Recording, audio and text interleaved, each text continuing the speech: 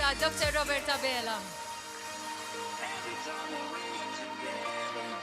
Grazzi ta' dik il-merħba sabiħa lill-Prim Ministru mexxej tal-Partit Laburista Dr. Roberta Bela.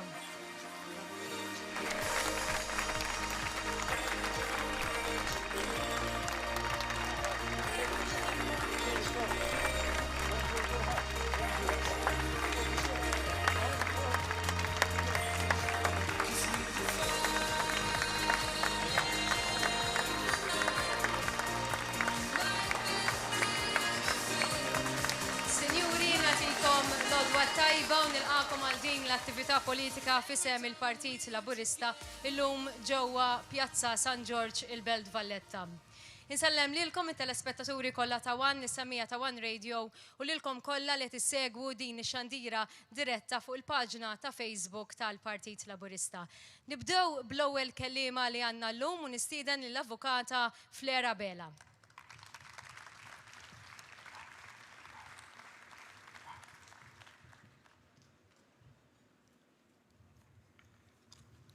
Bonġu, nixtieq nibda b'ringrazzja l-Prim Ministru Roberta Bela u l-mexxej, id-deputat mexxej tal-Partit Laburista dan jinħossu mikallef tal-istedina biex niġi hawn qudiemkom illum.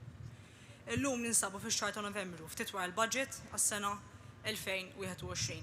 Budget li bħalma qalu bosta huwa budget straordinarju għal żminijiet straordinarji. Huwa budget bla preċedent li rifletti amministrazzjoni biżla u għalija.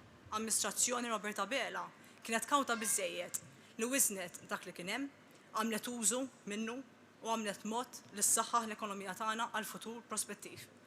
Bħalma qal tajjeb il-Prim Ministru futur li u budget li jservi għal 10 sena oħra. L-amministrazzjoni għamlet dak kollu mingħajr ma aqset iż-żgħir, għal kuntrarju ta' amministrazzjonijiet oħra, amministrazzjonijiet nazzjonalista li għamlu 25 sena fil-gvern. Li ma partit illum għandu kapitan fit-tmun tiegħu li qal li jgħix fl-assedju biex taraw kemm għadhom fil-passat li referenza li uża kien tal-assedju kbir. Flok iħarsu l-qudiem, iħarsu lejn żmien l-assedju ġifieri l-1565. Dak hu l-Partit Nazzjonalista. Partit imweħħel fil-passat konservattiv fejn iż-żgħir jiġarku btejħ u s-sinjuri jew in-nobli jistanew. Il-budget 2021 kien huwa budget futuri, budget li jagħti roda lil dawk li huma vulnerabbli fis-soċjetà tagħna sabiex jikbru u jissaħħu. Huwa budget li jaħseb f'dak kollu li huwa possibbli biex inħejju triq għal-ġenerazzjonijiet ta' għada u għat-tfal tal-lum. Filwaqt li jassigura li l-mexxejja ta' għada ma jkollhomx jieħdu deċiżjonijiet li bihom jaqsu lill-poplu Malti u Awċi. Speċjalment hekk Alla ħares qatt nerġgħu ngħaddu minn żminijiet ta' pandemija jew ta' kriżi. Dan huwa budget li minnu fih huwa mibni biex l-ekonomija ta' Malta tkompli tirpirja. Huwa budget ibbażat fuq ruħ soċjali u l-bon governanza. Fuq dan il-budget il-Gvern kompla l-miżuri li jgħinu l-familji Maltin u Awċin bħal huma il-COVID Wage Supplement li ma jnuna tgħin lill-impjegati ma jatilfux xogħolhom filwaqt li tgħin lin-negozji żgħar u medji l-SMEs biex ma jkollhomx għalfejn jgħidu l-impjegati tagħhom skużawni ma stax inżommkom. Il-Partit Laburista fil-Gvern sab mezz biex l-impjegati ma jkollhomx japplikaw is-sistema ta' furlough.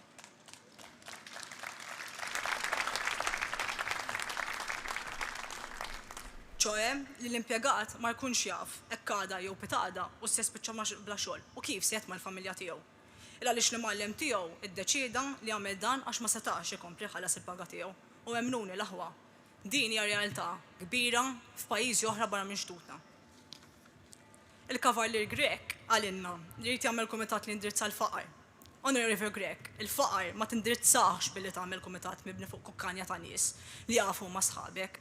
Tindirizzaħ billi tisma' lil poplu u billi tħoss il-polz tan-nies Maltin u Awċin u għabdon il-mod biss li tifhem x'miżuri trid tieħu.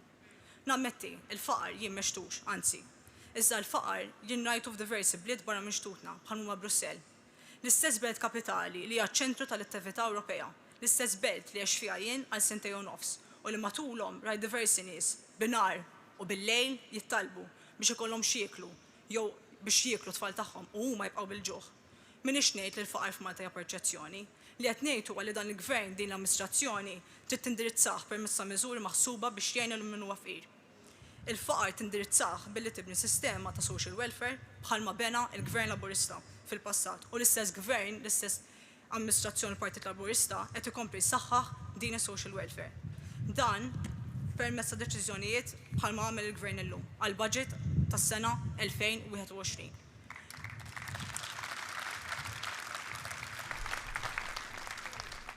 Fil-ma budget qegħdin inżidu l-pensjonijiet, qed inżidu jum ieħor tal-if għall-ħaddiema.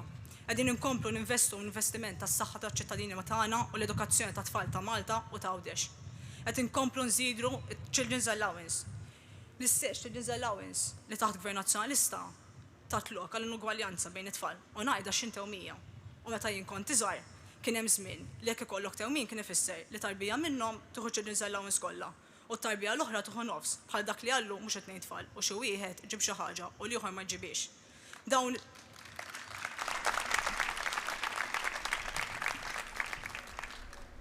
li semmejt huma biss ftit minn bosta miżuri li ħa u ħajdaħħal fis-seħħ il-Partit Laburista fil-Gvern għas-sena 2021. Ftit aktar quddiem semmejt il-bon governanza. Semmejt dan għaliex huwa prinċipju bażiku ekonomiku. Huwa magħruf li jekk m'għandekx bon governanza ma jistax ikollok ekonomija li tirpilja, ekonomija li tissaħħaħ. Huwa minħabba fekk li din amministrazzjoni għamlet ir-riformi bla preċedent bejn Jannar u Ottubru tal-2020. Għamlet riformi bla preċedent immexxija mill-Prim Ministru Robert Abela flimkien mal-Ministru Żammet Lewis. Flimkien ma' membri oħra tal-Kabinett u tal-Grupp Parlamentari tal-Partit Laburista, issaħħaħna l-liġijiet ta' pajjiżna u b'konsegwenza tek l-istituzzjonijiet tagħna. Riformi u tibdili kellu jsir qabel taħt gvern differenti, l-istess gvern li llum jinsab fl-oppożizzjoni. Oppożizzjoni li tikkritika u ma tipproponix. Dan huwa minnu għaliex l-oppożizzjoni l-ewwel tivvota favur abbozz. U mbagħad tiġi u tgħidlek jiddispjaċini ma stax naċċettah, għandek l-iżbalji fih. Ir-reputazzjoni ta' Malta, Sur Bernard Grek, ma tagħmilix xi ħaġa għal punti politiċi. Ir-reputazzjoni ta' Malta u liġi mhumiex hemm biex intrebħu l-punti politiċi, aktar minn dan il-punti ma ġibhomx billi tmur barra minn Malta, ittaffan ir-reputazzjoni ta' pajjiżna u bekk ir-reputazzjoni taċ-ċittadini tagħna. L-istess reputazzjoni li llum taħt din amministrazzjoni qiegħda tissaħħaħ u dan għalitu wkoll Kummissjoni Venezja. Nemmen ukoll li l-bon governanza nsaħħuha billi ninvestu fis-sistema tal-ġustizzja, bħal pereżempju nsaħħu l-infrastruttura tal-qrati u l-istituzzjonijiet sabiex jaħdmu bl-aktar mod effettiv u tissaħħaħ il-bon governanza billi tuħu deċiżjonijiet li mhux dejjem ikunu popolari. Din hija tmexxija li tuħu deċiżjonijiet bl-aħjar intenzjoni fil-liġi ngħidu bil-bona fede u fl-interess pubbliku u mhux billi tixkaffa ċertu deċiżjonijiet li fihom infushom huma mument ta' prova bħalma kienet din il-pandemija globali u Partit Laburista fil-Gvern irnexxielu ikompli jara li Malta tkompli tissaħħaħ. Il-pandemija kkawżat tnaqqis ekonomiku li huwa komparabbli ma' reċezzjoni ekonomika tal-2008. Eżempju ċar huwa li l-Unjoni Ewropea safriet kontrazzjoni ekonomika ta' 12.1%. Iżda l-avolja dan huwa minnu Malta li sar stat membru fl-Unjoni Ewropea xorta sabet mezz biex tkun finanzjarjament b'saħħitha mingħajr il-bżonn issikkaw iċ-ċunturin tan-nies. Dan għal kontrarju tal-Partit Nazzjonalista fil-Gvern li ħalla lil Malta f'dejn tal-fuq minn 70% fl-2012. Din l-amministrazzjoni ħasbet f'dan kollu u fl-istess waqt ħasbet f'mezzi alternattivi biex isptar tagħna ma jesperjenzax kriżi. Kriżi li fiha ma jkunux issa joqogħdu l-pazjenti. Il-pazjenti aħna nagħtuhom is-saħħa. L-aħjar servizz tas-saħħa fl-Unjoni Ewropea u din għajda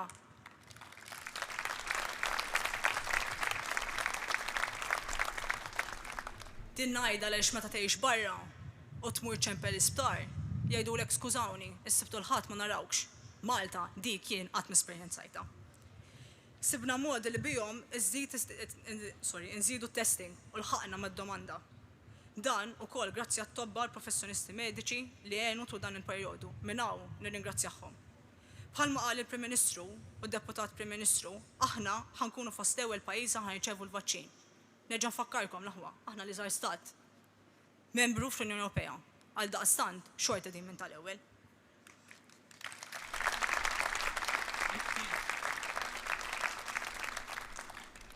Ħbieb, sfortunatament ma stajtx insemmi l-miżuri kollha f'dan il-budget, għaliex tant hemm minnhom tant għandna ġid li wieħed ikun irid jagħżel. Iżda li huwa ċertu huwa dan. Il-budget u d-diskors, skużawni, tal-Prim Ministru aktar kmieni matul din il-ġimgħa ura viżjoni u ottimiżmu. Viżjoni ta' gvern li huwa b'saħħtu u li huwa lest li jilqa' kull sfida. ġala darba inkomplu naħdmu id fit. Dan għal kontrarju ta' diskors monotomu tal-oppożizzjoni li kien bla viżjoni, negattiv u mingħajr alternattiva. Bidlu l-kap imma retorika baqgħet l-istess. Il-Partit Laburista fil-Gvern huwa gvern sod. Gvern taħt l-amministrazzjoni Roberta Bela kien kapaċi jieħu deċiżjonijiet fl-interessi tal-Maltin u l-Awċin kollha. Huwa bekk li nemmen fil-Partit Laburista, partit mibni miż-żgħir għaż-żgħir u għall-partit li permezz tiegħu ħankomplu konna Malta b'saħħitha u l-qudiem nonostante ċ-ċirkostanzi niltaqa' magħhom. Grazzi.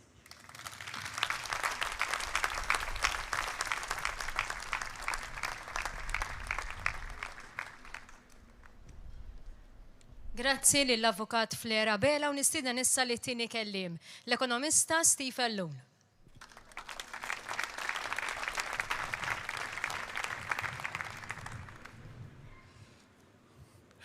Bonġu u merħba sabiħa ġewwa l-Belt Valletta, tkun f'din il-pjazza hawnhekk. Naħseb illi hija xhieda għalfejn intkom il-Beltin, intkom poplu tassew kburi. Belt tassew sabiħa mibnija mill-gentleman għal gentleman. Ħbieb nistqar magħkom illum ninsab daqsxejn inkwitat għaliex meta qaluli jekk irrid niġi nagħmel kemmtejn fuq il-budget l ħaġa saqsejthom huwa kemm il-sigħat għandi biex nitkellem fuq dan il-budget, qaluli ma tantx għandek sigħat, 3 minuti għandek. U f'daw il-3 minuti li għandi magħkom nixtieq naqsam magħkom id-deskrizzjoni li tajt jiena jew oħrajn bħali għal dan il-budget. Budget li fl-opinjoni tiegħi huwa budget uniku. Huwa budget uniku mhux minħabba li ġie propju f'pandemija, mhux minħabba li huwa raba wieħed f'inqas minn 9 xhur. Huwa budget uniku ħbib tiegħi minkejja l-pandemija, għaliex minkejja l-pandemija huwa budget illi tassew wera fejn tħabbat il-qalb soċjali ta' dan il-gvern. Budget ħbib tiegħi illi l-ewwel pass li jagħmel kważi sija sħiħa l-Ministru tal-Finanzi jitkellem fuq l-element soċjali, fuq it-tisħiħ tas-servizzi soċjali. Minkejja l-pandemija żidiet fil-pensjonijiet, minkejja l-pandemija żidiet fil-Children's Allowance, minkejja l-pandemija żidiet li jmorru oltre miż-żidiet għall-għoli tal-ħajja, minkejja l-pandemija żidiet fl-in-work benefits. X'hemm iktar, xe prova hemm bżonn aktar jekk mhux dawn ta' fejn tħabbat il-qalb soċjali ta' dan il-gvern, ta' dan il-partit fil-gvern tiegħi. Xi ħaġa li jiena bħala ġej mill-qasam tal-finanzi xi ħaġa li nħobb nagħmel huwa li nanalizza ftit dak in-numri, il-figuri li lin mid-diskors tal-budget li huwa importanti ħafna. U xi ħaġa li konsistentement qed nibqa' naraħħa huwa illi f'dan il-pajjiż in-nies illi effettivament jużaw il-benefiċċji soċjali, in-nies illi qegħdin fuq ir-relief, in-nies illi għandhom bżonn il-benefiċċji soċjali qegħdin dejjem jonqsu grazzi għat-tisħiħ fl-ekonomija. U allura għax tara daw il-figuri neżlin, wieħed jistenna illi n-nefqa fil-qasam soċjali ovvjament tonqos ukoll. Mhux hekk qiegħed jiġri ħbieb tiegħi, anke din is-sena vot ta' 9 miljun euro aktar fil-qasam soċjali juri illi l-flus ta' dawn il-pajjiż, il-flus li faddalna fl-aħħar snin qegħdin imorru tassew għand min verament għandu bżonnhom.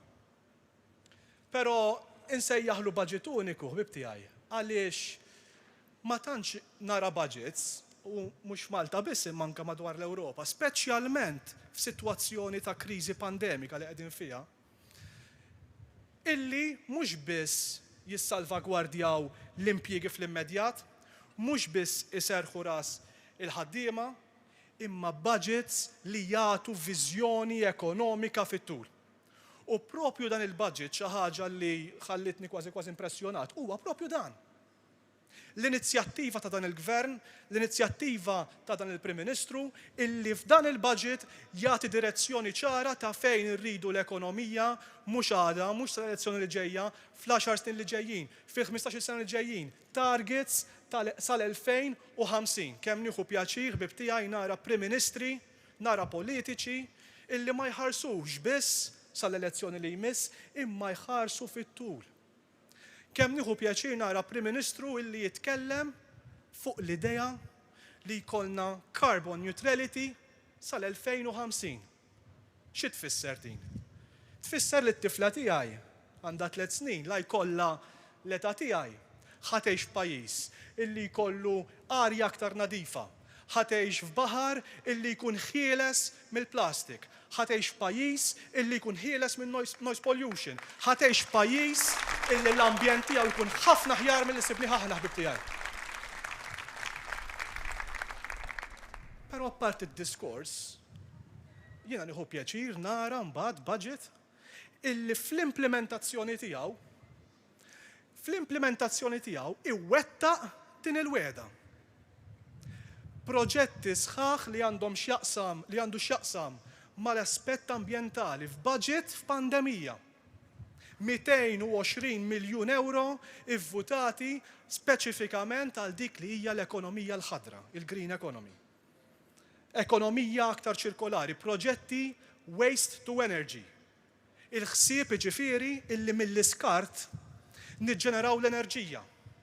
Illi saħansitra wara li niġġeneraw l-enerġija minn dak l-iskart ngħaddu l-kompost lill-bdiewa tagħna biex isaħħu l-kwalità tal-ħamrija tagħhom biex ikollna prodott agrikolu aħjar. Illi mela lena raħu wkoll bħala wieħed mill-mekkaniżmi importanti li għandu bżonn it-turiżmu ta' pajjiżna. Xi ħaġa li forsi rridu nħarsu aktar lejha huwa illi kif nistgħu nabbinaw il-prodott agrikolu tagħna ma' turiżmu aktar ta' kwalità, illi wkoll huwa indirizzat f'dan il-budget.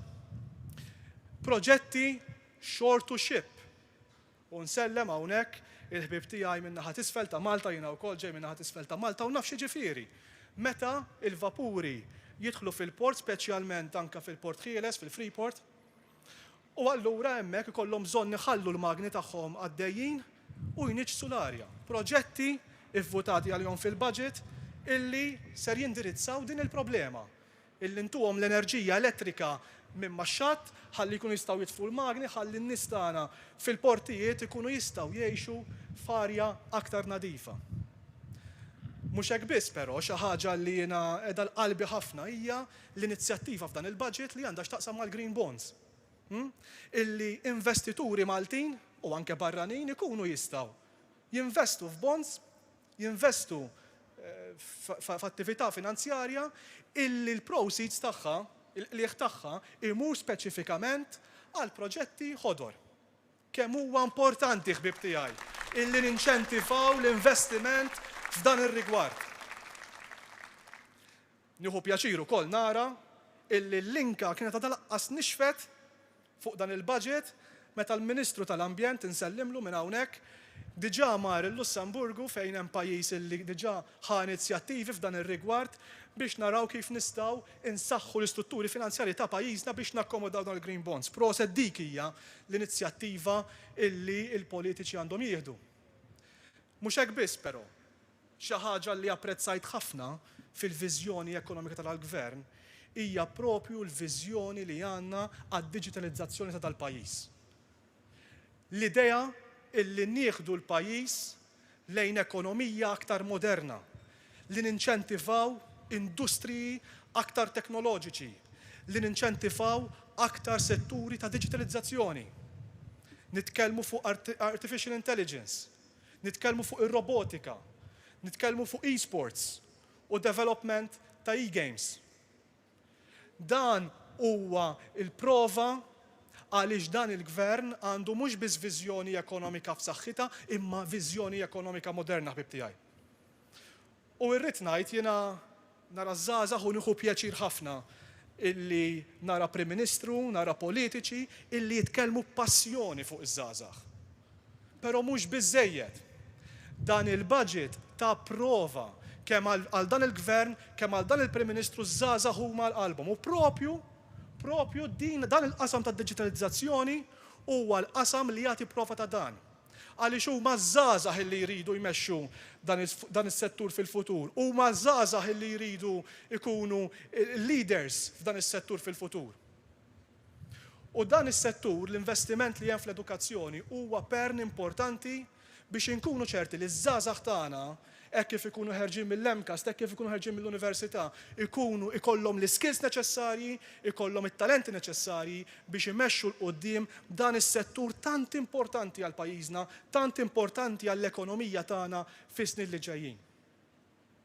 Jiena naħseb li dawn huma il-punti l-ekonomija l-ħadra, d-diġitalizzazzjoni huma l-punti kardinali li jiġdu id-direzzjoni ekonomika li jrid imur fiha dan il-gvern.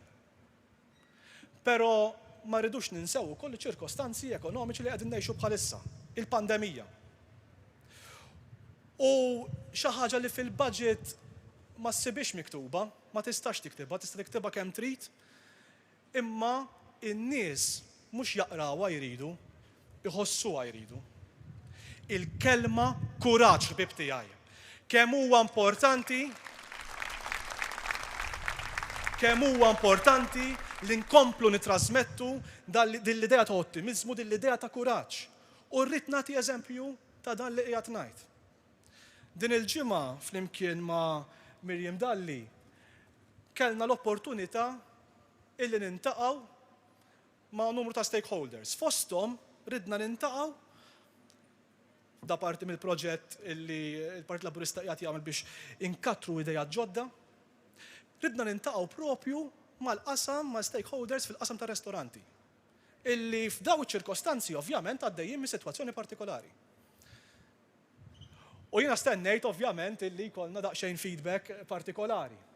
Ikollok feedback, ikollok inċentivi minn għand dawn in-nies, ikollok suġġerimenti importanti, però fuq kollox tara fihom suġġerimenti, u jiena bqajt kważi impressjonat, illi saħansitra jridu jixprunaw il-gvern biex jgħinhom aktar ħalli jkunu jistgħu jimpjegaw aktar nies. F'sitwazzjoni illi qegħdin fiha bħalissa. U qiegħed ngħid dan għaliex dan huwa sinjal ċar illi hemm barra s-self-employed tagħna, min iħaddem hemm barra l-ħaddiema tagħna għandhom il-kuraġġ, qegħdin titrasmettulhom il-kuraġġ, proset Prim Ministru, għaliex dak illi għandhom bżonn il-budget għal dilha mill-miżuri tal-budget l-iktar ħaġa importanti huwa li nkomplu ntrasmettu dal-kuraġġ. Dal-kuraġġ f'għada illi ħajkun aħjar millum. Illi l-maltemp ħajaddi, u intkom il-beltin tafu xi tfisser, wara l-maltemp ser jitfaċċa l-bnazzi ħbib tiegħi. Ejja nkomplu naħdmu, nirringrazzjak Prim Ministru, nirringrazzjak Gvern, nirringrazzjak Kabinett, ejja nkomplu naħdmu nitrasmettu dal-ottimizmu, nitrasmettu din l-idea illi għada se jkun aħjar millum. Grazzi ħafna.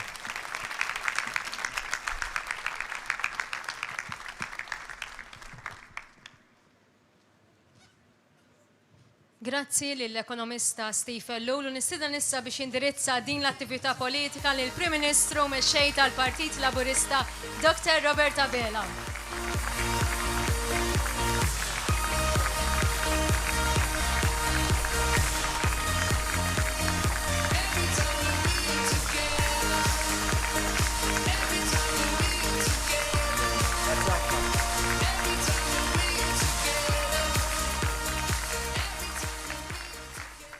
Grazzi Belt Valletta ta' din il-merħba sabiħa, grazzi Beltin.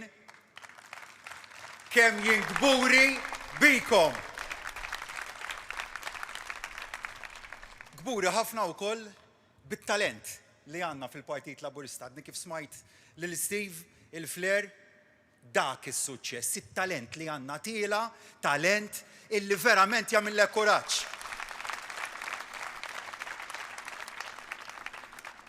Ħbib tiegħi, il-moviment tal-ħaddiema u ta' min iħaddem. Il-gvern tax-xogħol.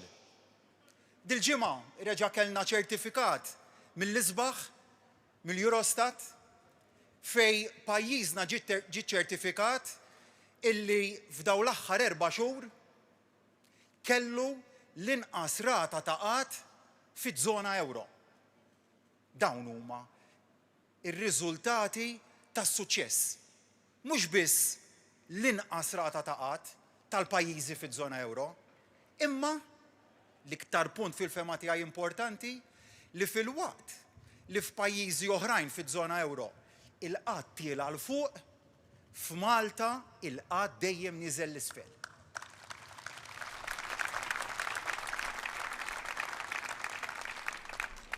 U l-istatistika li ħadem il-Eurostat fuqha kienet tasal sa Settembru u l-4 xhur ta' qabel.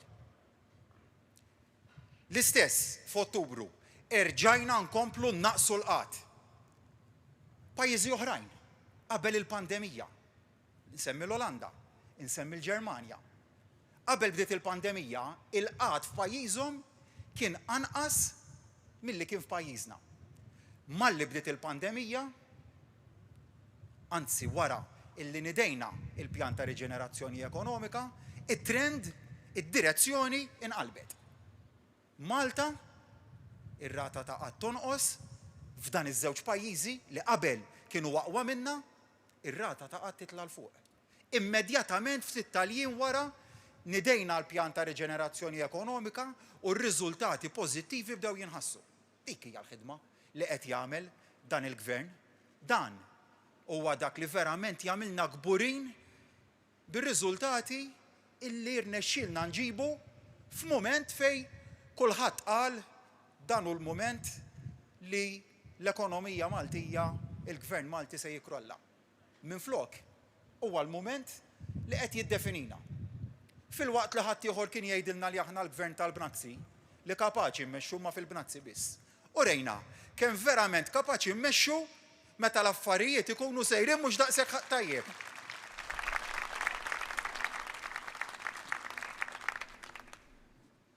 U lil min jistħi jgħid li huwa Malti, lil min jiftaħar illi huwa Griek, ngħidlu illi r-rata ta' qatt fil-Greċja hija 4 darbiet ogħla minn dik f'Malta.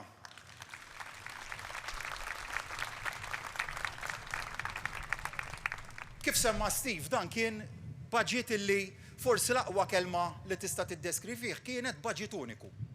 Budget li vera f'nofs pandemija, imma budget li ma waqafx sal-pandemija, budget li minflok ħares b'viżjoni ta' xar snin il-qudiem. Iva, kellna miżuri li kienu targeted biex naraw li l-effetti tal-pandemija ma jkunux negattivi fuq l-impjiegi tagħna, fuq in-negozji tagħna. Hemmhekk irnexxielna. Imma il-pandemija se tgħaddi wkoll. U rridu nħarsu lil hinn minn dak li se jiġri fi ftit tax-xhur oħra. Il-miri ambjentali, miri li jmorru sal-2050 b'targets intermedjarji biex inkunu ċerti illi qed nilħqu b'mod intermedjarju l-2030, l-2040 sa fejn naslu, sa kemm naslu fejn irridu fl-2050. Budget fuq kollox li jiddefinixxi ir-ruħ soċjali ta' dan il-gvern. Budget li f'nofs pandemija fejn is-soltu f'miżuri dak il-miżuri li inti tħoss fil-but konna nagħtu bejn 30 sa 35 miljun, tal-budget jagħti 100 miljun euro.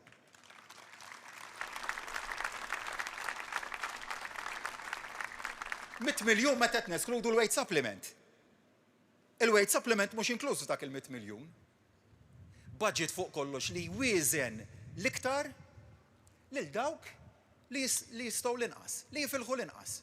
Dawk huma l-prinċipji ta' gvern li minn dejjem kien gburi li hu gvern soċjalista, gvern tar-ruħ soċjali, gvern li l-valuri u l-prinċipji tal-ġustizzja soċjali, tar-ruħ soċjali li tħoss għal minu żgħir, li tħoss għal pensjonanti jiddefinuh. M'għadniex għandna pandemija u mmorru għal politika ta' austerità kif kien għamel ħadd ieħor fl-2008 u fl-2009 meta il-kriżi ekonomika kienet ħafna u ħafna nqas minn dik li għandna llum. Morna bil-kontra. Tajna kif qal Steve it-tama u l-kuraġġ lin-nies. Budget ta' tama, budget ta' kuraġġ, budget ta' viżjoni. U ħbib tiegħi jekk qatt kien hemm xi dubju jekk dan kienx l-aqwa budget. Da dubju neħħihulna il-kap tal-oppożizzjoni fir-reazzjoni tiegħu, fid-diskors illi huwa għamel. Jew aħjar qara aktar milli għamel. Għaliex diskors xogħol tal-aħħar mill-viżjoni u jiena saqsejt li nnifsi. X'tirrappreżenta din l-oppożizzjoni llum? Xi tfisser għan-nies? U jekk id-diskors kif qalilna l-kap tal-oppożizzjoni stess kitbulu il-ftit żejra viżjoni li hemm fih. Ta' min hi? Umbagħad, kif stennejna? Anzi ħafna minna bdew jgħidu ma qabel il-budget u sakemm kien hemm ir-reazzjoni tal-kap tal-oppożizzjoni x'ġara xi kwietem. Saqsejniha tafu li kollha saqsejna kif ma ġarax bħal snin ta' qabel illi bdew attakki u kien hemm ftit tal-kwiet. Malajr waqqaf il-kwiet, malajr waqqaf kif tafu. U bdew l-attakki. U bdejna dil-ġimgħa nisimgħu ħaġa wara ħaġa wara ħaġa, darba l-attakki intensifikaw. Għax iridu jnessu żewġ affarijiet. Is-soltu rridu jnessu l-budget. Fis-snin preċedenti dejjem rridu jnessu il-budget tajjeb wara tajjeb illi għamel dan il-gvern. Darba rridu jnessu żewġ affarijiet. Il-budget u d-diskors tal-kap tal-oppożizzjoni. U allura bdew l-attakki li ma jibdlu xejn minn dak illi saru fis-snin tal-passat. U dan vera juri ħbib tiegħi kemm aktar ma jidher li qed jinbidel fil-Partit Nazzjonalista, aktar ma jinbidel xejn. L-istess nies, l-istess tattiċi, l-istess manuvri. In-nies iżda ma tinsix intom kull wieħed li hawn hawnhekk illum. Kull min qed isegwina mid-dar tiegħu. Il-poplu Malti wawċi kollu. Il-ħaddiema barranin li hawn f'pajjiżna b'mod regolari. L-insellmilhom tal-ħidma tagħhom.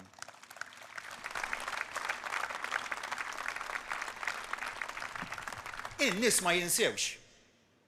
Il-budget fl-aħħar mill-aħħar mhuwiex diskors, mhuwiex kliem, il-budget huwa dak li n-nies jaraw fil-gvern tagħhom, dak li l-familji tagħna fl-aħħar mill-aħħar jgħidu dal-budget lili. X'se jkun ifisser għalija? X'se nkun nista' npoġġi fuq il-mejda tal-ikel iżjed għall-familja tiegħi? Dak li interessom in-nies u dak li jagħmel dan il-budget ta' tama, kuraġġ u futur aħjar lill-poplu tagħna. Il-budget iħossuh in-negozji tagħna. Il-fiduċja li rajna vera naqqasna l-qad mod b'saħħtu f'pajjiżna. Ma qasiret nieħu l-mertu kollu tal-gvern, anzi, huwa parti mertu tal-gvern, forsi li żar parti kbira mertu tal-ħaddiema, tal-bżulija li jurew, tar-reżiljenza, li minkejja kollox bqajna pajjiż b'saħħtu. U grazzi lin-negozji tagħna, tal-kuraġġ li wrew, illi ma qataw qalbhom minn xejn baqgħu jinvestu, baqgħu iħaddmu, anka wara Marzu baqgħu iħaddmu nies ġodda. Dak huwa il-proġett tagħna bħala poplu. Ta' mhux proġett tal-gvern. Proġett ta' poplu, proġett tan-nies, proġett tan-negozji, proġett tal-gvern li flimkien ingħaqadna faqda nazzjonali. Iva lekk aħna moviment. Moviment li jiġbor fih dil-firxa kbira ta' nies biex flimkien nagħtu futur aħjar lill-poplu tagħna. U x'qalulna fuq il-budget? X'qalulna? Miżura tal-vouchers ewlenija fil-pjan ta' riġenerazzjoni ekonomika biha. Bil-miżura tal-vouchers waħedha iġġenerajna konsum ta' skemm kienu jiġġeneraw 40,000 turist is-sena li għaddiet. Dak is-saħħa.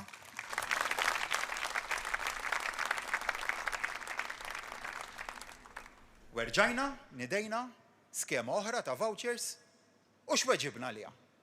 Qalilna, uża dal-eżempju xi ħobb jitkellem bl-eżempju qal pala biex tbattal l-ilma minn dajsa li deħel fiha l-ilma. U fl-istess ħin qalilna għamlu iktar vouchers. Di l-kritika li kellna. Affarijiet li verament lanqas temminhom, lanqas tistennihom fil-verità. X'miżuri soċjali għamilna? Ħansemmi 3. Żieda fil-pensjonijiet, żieda fiċ-children's allowance, ġurnata leave oħra lil ħaddiema li kienu ħadulhom ta' qabilna. X'qalulna? Kap tal-Oppożizzjoni budget tal-cut and paste. Kliem eżatt ta' żmien Simon Busuttil qabel l-2017. L-istess kliem eżatt budget tal-copy and paste, tal-cut and paste. U jew ġibtu Għatlu kemm nixtieq nista' nibqa' nirriċikla budgets tajbin bħal dan u bħal ta' qablu għas-snin u għas-snin li ġejjin.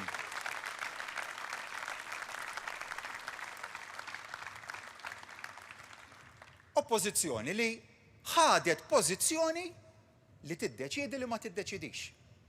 Fuq proġetti infrastrutturali ewlenin f'pajjiżna, il-mina, bejn Malta u Għawdex, il-link permanenti. Infakkarkom ftit ta' xhur ilu. Iż-żewġ naħat tal-Kamra għamilna riżoluzzjoni parlamentari b'vot fejn iż-żewġ naħat qbilna illi dan il-proġett ta' link permanenti bejn iż-żewġ gżejjer għandu jsir. U għal xiex konna għamilniha, ħanfakkar ftit, għal xiex konna għamilna din riżoluzzjoni. Infakkar ukoll illi f'manifesti elettorali tal-Partit Nazzjonalista stess kien issemma dan il-proġett li kellu jsir. U konna tkellimna u għadna ejja nagħmlu riżoluzzjoni parlamentari. Għax billi l-iżvilupp ta' dal-proġett se jimxi se jdum iktar mill-leġislatura waħda, allura naqblu li għandu jibqa' dej flimkien. U hekk għamilna. Iż-żewġ naħat tal-Kamra, Gvern Oppożizzjoni qbilna li l-link permanenti għandu jsir. U dil-pożizzjoni, il-Partit Nazzjonalista, reġa' rriflettija fil-pre-budget document illi nieda ftit tal-jiem qabel il-budget ta' din is-sena. U reġa' qal aħna favur il-kontinwazzjoni ta' dan il-proġett. Ta' ftit tal-ġranet ilu, ħbib tiegħi, ftit tal-jiem ilu.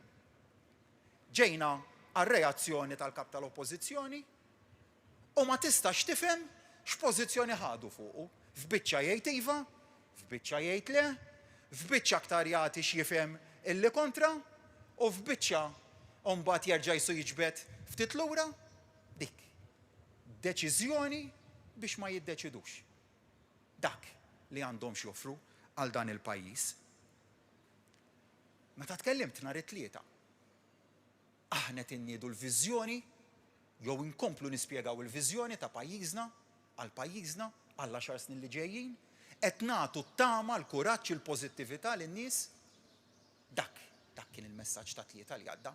Imma kelliem ewlieni tal-Oppożizzjoni, il-kelliem tal-Ġustizzja qiegħed barra minn xtutna quddiem il-European Court of Justice jipprova illi dik il-binja li hawn fuq ix-xelluk tiegħi, il-qorti jikkollassa. U dak li jipprova jagħmel, dak li qegħdin jippruvaw jagħmlu huwa litteralment li l-qrati tal-ġustizzja tagħna iġibuha markub tiegħhom. U saqsejt li nnifsi. Għaliex? Kien hemm min qal imma min qed jagħmel għall-ħsara. U r-risposta hija ovvja. Meta qed nitkellmu fuq il-qrati tagħna, għamilna riformi illi tawna timbru s-siġil tal-approvazzjoni għalihom. Il-Kummissjoni Venezja, il-Kummissjoni Ewropea, il-President tal-Kummissjoni Ewropea tifirħilna tar-riformi li għamilna.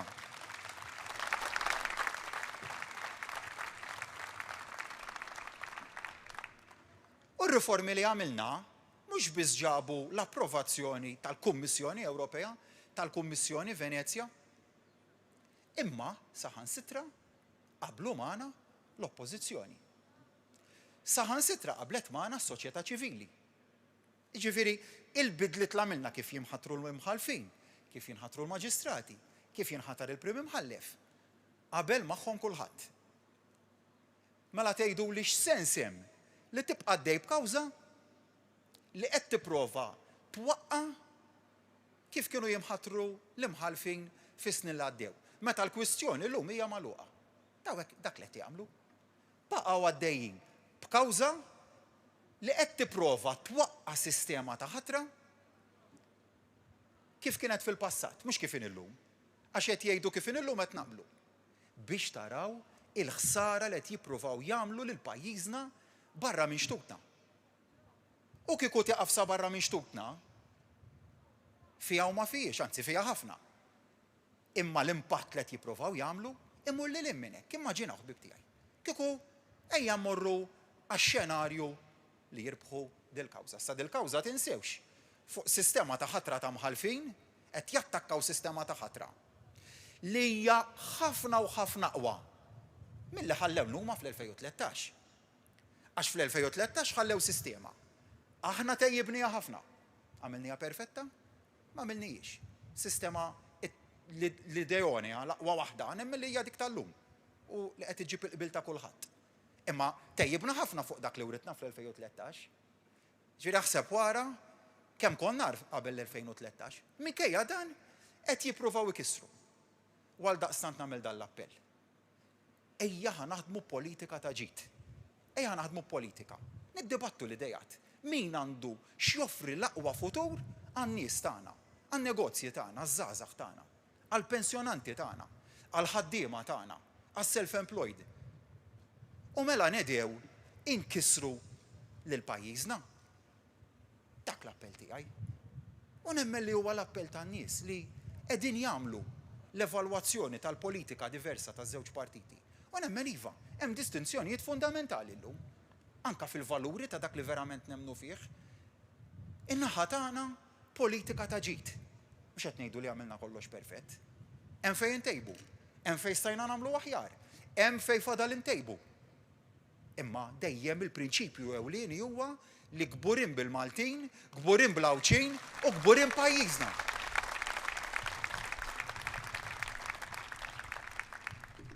Nipprova nifhem kif ikollok kelliem ewlieni tal-oppożizzjoni għall-ġustizzja illi qed jipprova jimmina, jikkondizzjona l-ħidma tal-pulizija f'investigazzjonijiet tan delikati.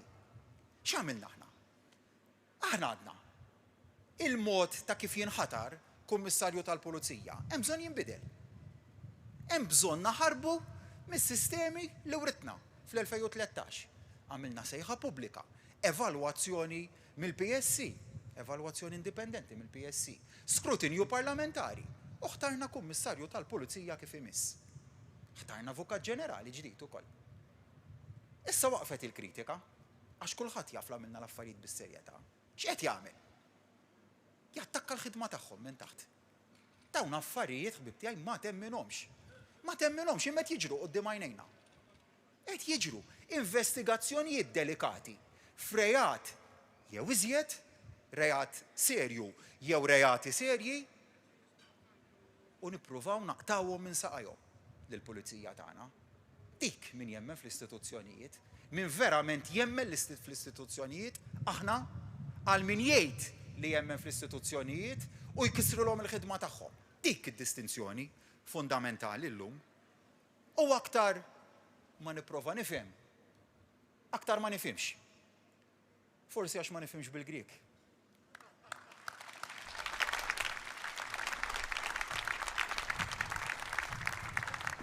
Illum ipprovajt nifhem xi ħaġa oħra jien, għadni kif segwejt stqarrija li ħareġ il-Partit Nazzjonalista u qed jippruvaw jiddiżassoċjaw qed jgħidu fil-verità jippruvaw ikissru kif ilhom jagħmlu naqra f'dal aħħar ġranet. Kandidat tagħhom fuq Għawdex, deputat prospettiv, talli iffalsifika dokument. Jien mista niddefendih lil dan l-individwu. L-falsifika dokument ma nistaqat niddefendih. Imma l-ironija hija illi deputat ewlieni tal-Partit Nazzjonalista, deputat illi qiegħed fuq qudiemnet tal-Partit il-ġdid ta' Bernard Grech, kien ukoll iffalsifika dokument uffiċjali u nstab ħati minn qorti illi jagħmel hekk tal-li falsifika ID card u nipprova nirrikonċilja il-pożizzjonijiet differenti. Mela kandidat ġdid għax mhuwiex tal-establishment kisruh. Hekk jirraġunaw. Deputat ewlieni li għamel ar minnu, kondannat minn qorti, qiegħed fuq qudiemnet imexxi il-politika tal-Partit Nazzjonalista, fuq qudiemnet fil-partit tagħhom. Qalu wkoll fuq dal-kandidat il-ġdid, fuq dan iż-żagħżugħ il-ġdid, illi qegħdin naraw issa fil-kwistjoni jekk għandu xi kontesta għal by-election jew le. In-nuqqas tiegħu nerġa' ma niddefendih x'kien li żamm li ġabar flus mingħand in-nies u flok għaddihom lil min kien obbligat li għaddihom, żammhom għandu. Lil ħadd ieħor li jagħmel l-istess ħaġa, li ġabar il-flus mingħand in-nies u flok għaddihom lill-gvern bħala taxxa żammhom għandu, għamluh kap.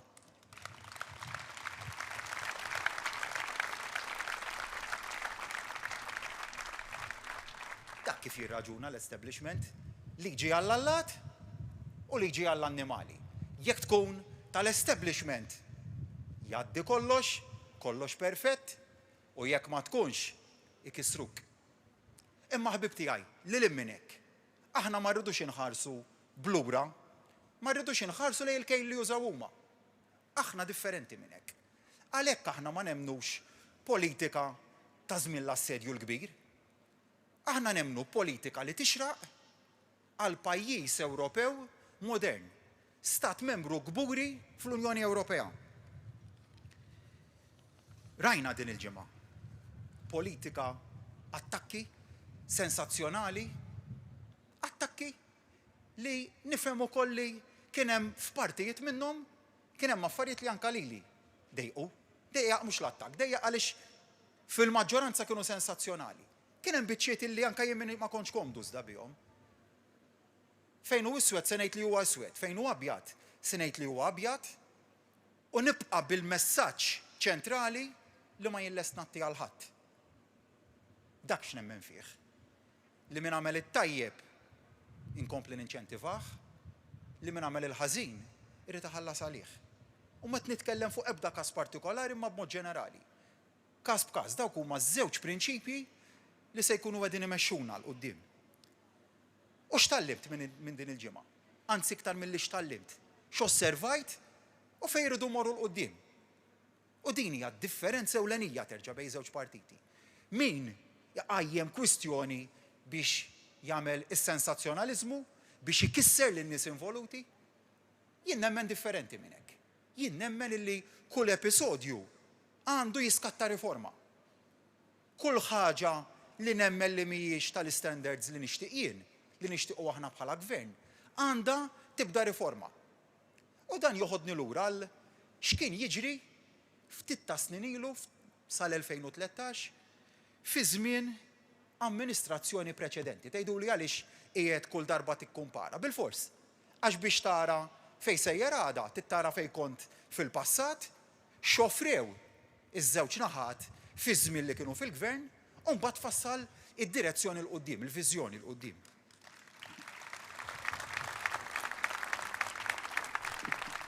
U niftakarni bħala avukat, niftakar ftit ta' snin ilu.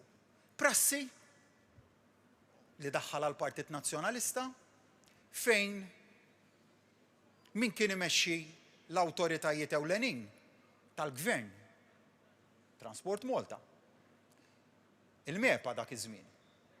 Min kien imexxihom il-Partit Nazzjonalista fil-gvern kien taħ dritt speċifiku li inti tkun ikollok ir-rwol uffiċjali fl-awtorità. Qed tmexxi awtorità regolatorja, qed tmexxi awtorità li toħroġ il-permessi. Imma fl-istess nifs kienu jgħidulek tista' tibqa' taħdem privat int. Infakkar ftit ta' snin ilu Transport Malta li kellha chairman li mhux kien isifer man-negozjanti, li n-negozjant kienu stess. Mhux biss kien negozjant huwa stess, imma il-konċessjonijiet li kienet tagħti l-awtorità, it-tenders li kienet tagħti l-awtorità, kienu jimxu mhux darba u tnejn lejn entitajiet kummerċjali li fihom kien ikollu interess huwa stess. Immaġinaw ħbib tiegħi. Ftakru l-istejjer, xahar wara xahar, nitkellmu fuq il-konflitt ta' interess li kien ikollu min kien imexxi din l-awtorità.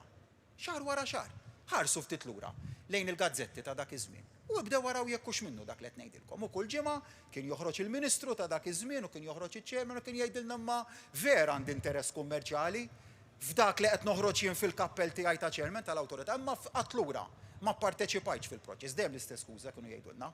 Mur ġib tagħmel llum din. Mur ġib. U hekk għandu jkun, m'għandux ikun.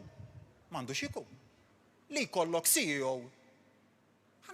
Ħammur ftit lura nerġa' l-2013 CEO li kien ikollu dritt li jaħdem fil-privat. Qed tmexxi awtorità regolatorja ewlenija u taħdem fil-privat fl-istess ħin. jien dik illum ma rridix iżjed. Dik il-prassi illi CEO ta' awtorità regolatorja, kap eżekuttiv ta' awtorità tal-gvern, fl-istess waqt ikollu il-prattika privata tiegħu, il-business privat tiegħu, in-negozju privat tiegħu. Ma nemmix li hija prassi li nistgħu naċċettawha iżjed.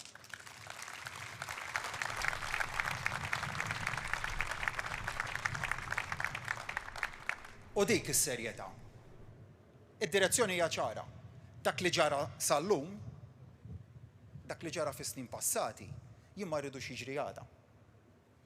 Kull kap eżekuttiv ta' kull awtorità huwa mħallas tajjeb għal xogħlu, huwa mħallas salarju li jisboq darbtej dak tal-Ministru tiegħu, fatwali dan qed ngħid, l-enfasi tkun esklusiva fuq il-ħidma tal-awtoritajiet. Dik hija l-bidla li se nagħmlu.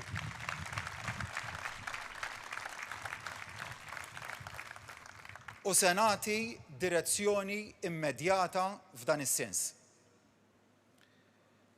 Ħbib tiegħi dan huwa l-gvern li jemmen fl-inkomplu nsaħħu l-ekonomija, gvern li jemmen fil-governanza tajba bħala l-bażi għall-iżvilupp ekonomiku ta' pajjiżna, gvern li jemmen fit-tajjeb tan-nies, gvern li jemmen fil-pożittività tan-nies. Irridu nibqgħu fuq kollox gvern sensittiv għan-nies, għall-bżonnijiet tan-nies. Miżura ewlenija li xtaqt li neduha fil-budget li nistqar ħarbit li. Xtaqt nagħmilha kont konxju tagħha, però ħarbet l-attenzjoni. U ġibid li l-attenzjoni għalija persuna li ltqajt magħha din il-ġimgħa, kellna meeting vera importanti flimkien illi għandu ibati minn Hodgkins linfoma u se jmur għal trapjant fl-Ingilterra. U spiċċa għamel iktar kuraġġ lili milli jien għamilt lilu bil-mod kif tkellimna, verament ammirajt il-kuraġġ tiegħu. Però f'mument minnhom qalli jien kuraġġuż u kuraġġuż bis-saħħa tal-kura li ngħatajt f'Malta u għax naf li l-intervent li semmur nagħmel barra l-pajjiż se jagħtini ħajja ġdida. Qalli però futur ġdid. Futur anzi m'għandix meta niġi lura Malta, waqtlu għala. Qalli għaliex meta jien dan huwa żagħżugħ ħafna iżgħar minni. U meta jiena saqsejtu għala, qalli għax meta se niġi lura, jien irrid nibni familja. U biex nibni familja rrid dar fejn għex. Imma jiena naf li meta semmur biex nissellef mill-bank biex inkun nista' nagħmel il-konvenju u nixtri d-dar, il-bank mhux se jtini. Għax mhux se jkolli life insurance, għax bil-kundizzjoni li għandi, żgur mhux se jtini. U ekku fil-verità, ekku, persuna bħal dan il-ħabib tiegħi li kont qed nitkellem miegħu, meta tiġi biex tapplika l-bank loan, persuni li jbatu minn kundizzjonijiet mediċi oħrajn ma jingħatawx minħabba l-problema tal-life insurance. Jien konxju minnu dan il-fatt, konxju wkoll marraf ukoll illi kien hemm ħidma fil-passat biex tiġi indirizzata din l-inġustizzja, hemmhekk ukoll se nagħti direzzjoni biex din l-anomalija tiġi solvuta.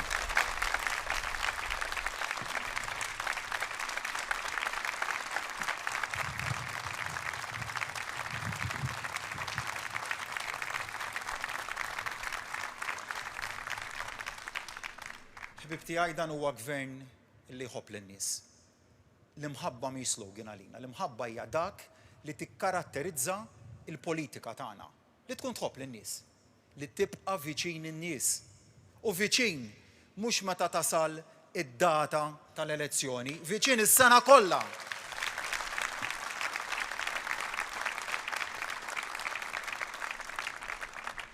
Dal-budget kien ġabra ta' idejat. Kien l-ewwel budget tiegħi. U għamilnieh format forsi ftit differenti.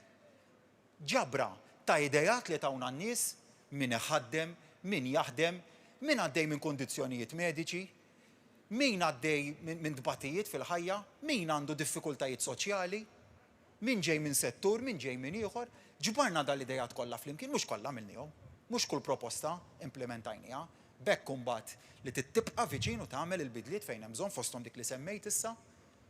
Imma fuq kollox dan li jikkaratterizzana, l-imħabba tagħna lejn in-nies. Ir-rieda li naħdmu.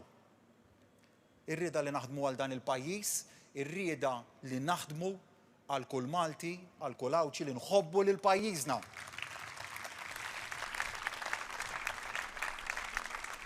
Li nħarsu lejn il-futur b'ottimizmu, pożittività, dan huwa pajjiż li tant għandu sabiħ. Poplu b'valuri b'saħħithom, poplu bieżel, poplu li tant jagħmillek kuraġġ, flok jien nagħti l-kuraġġ lin-nies jgħiduli li pożittiv, imma aktar milli nagħti l-kuraġġ lin-nies spiċċaw in-nies jagħmlu kuraġġ lili. U wedkom ħidma, impenn sabiex inkomplu nagħmlu minn Malta u Għawdex pajjiż dejjem aqwa, Għawdex Malta isbaħ flimkien Awċin u Maltin b'saħħitna l-qoddim. Nirringrazzjakom.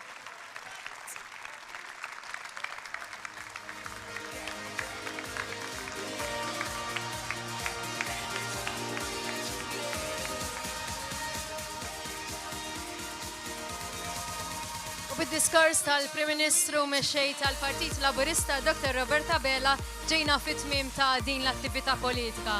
Grazzi lilkom kollha li kontu qed tisseguna fuq l-istazzjonijiet One u l-issemmija ta' One Radio kif ukoll lilkom li kontu qed tisseguna permezz tal-medja soċjali. Nixtieq ilkom il-kumplament tal-ħadd tajjeb insellmilkom.